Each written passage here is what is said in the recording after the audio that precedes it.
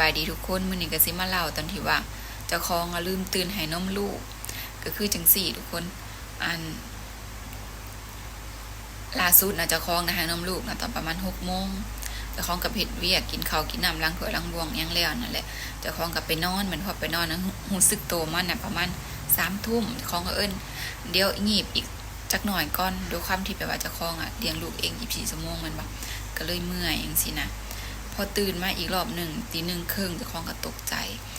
จกันฝ้าวสิเอาลูกมากินนมพอสิเอาลูกมากินนมนะ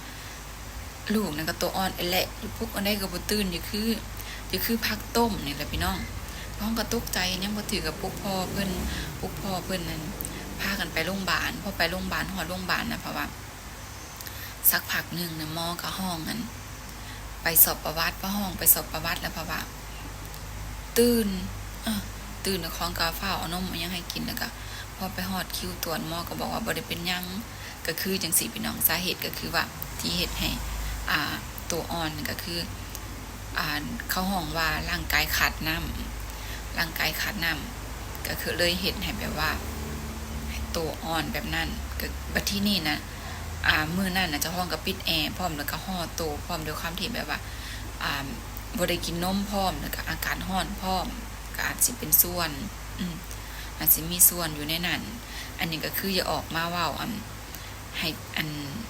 แม่มือใหม่ที่ว่า